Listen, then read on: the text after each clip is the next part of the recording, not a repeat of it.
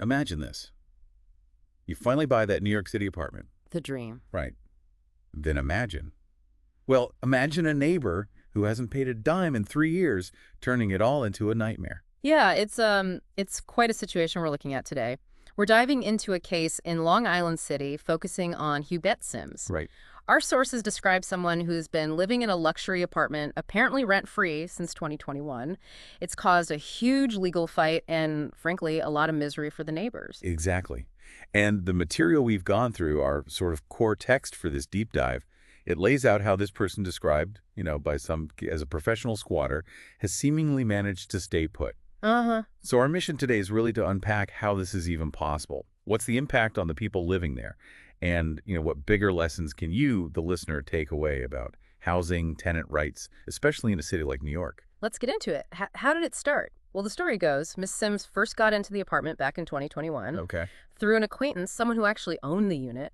Ah, so there was some initial connection. Seems like it. Maybe some kind of initial agreement, but that relationship went south.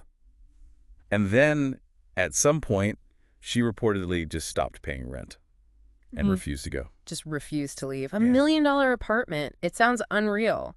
And the owner didn't just, shrug their shoulders. Oh, definitely not. The sources are clear on that. Yeah. The building, the other residents, they've tried, multiple legal routes. Like what? Court orders. Eviction processes started. They even got a restraining order, apparently. Or restraining order, and she's still there. Still there. And what's really striking is this detail from the reports that even the police feel like their hands are tied. That's concerning. Why would their hands be tied? It points towards some real complexities, maybe loopholes Yeah. in New York's eviction laws. It's not straightforward. Yeah, complexities feels like an understatement when you hear what the other residents are saying. The source material paints a picture of constant stress.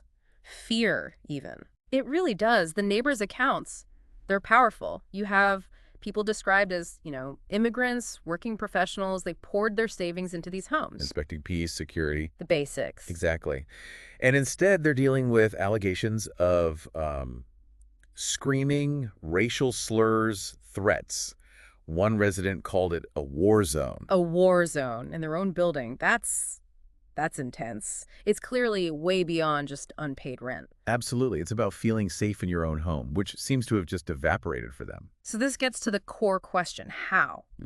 How has she allegedly stayed for 3 years despite court orders, eviction attempts, everything? It sounds like she's found a way to, play the system. That seems to be the crux of it.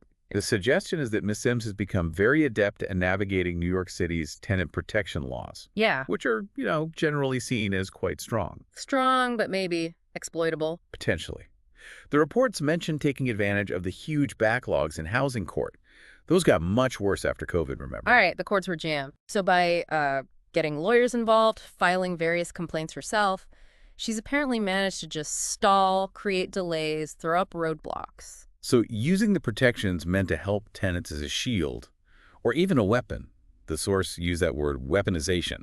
Yes, that's the term used. Allegedly turning safeguards against landlord abuse into a tool that ends up harming the property owner and significantly the other residents. It's a really troubling dynamic. It really is. A system designed for protection potentially being flipped on its head. Yeah.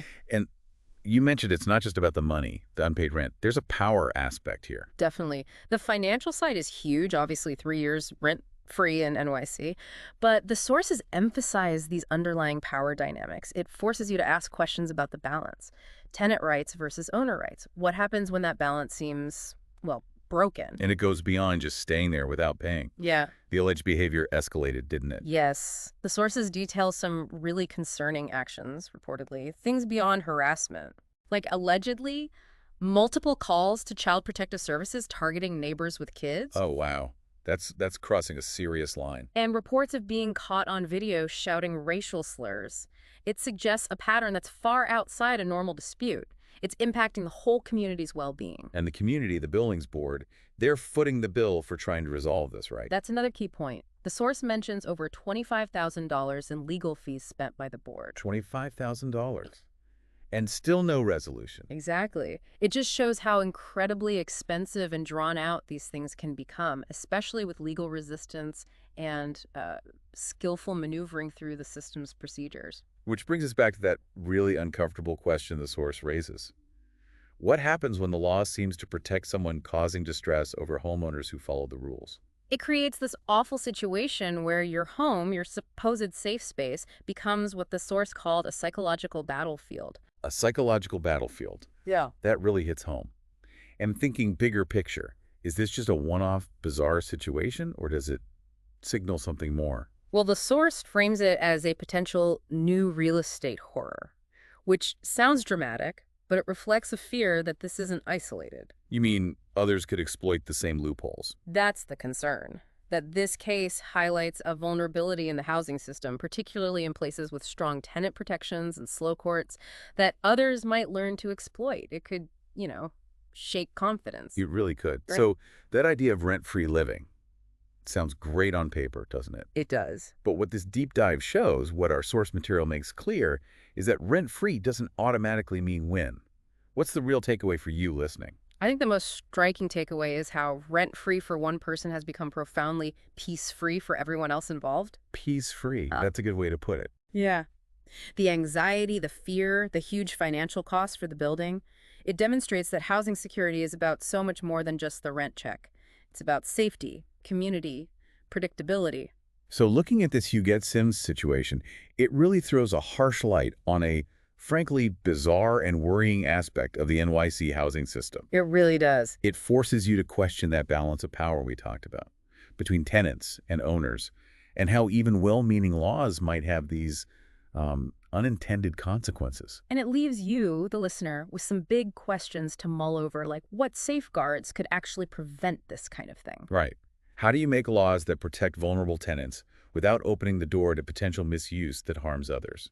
Can you have laws that are both protective and fair to everyone involved, owners, other residents? It's a tough needle to thread. And maybe the biggest question this whole unusual case brings up is about the systems themselves. How robust are they really? What vulnerabilities lie hidden even in legal frameworks that seem strong on the surface? It's definitely a story that sticks with you. Makes you think hard about what security and stability at home truly mean, and maybe what we take for granted.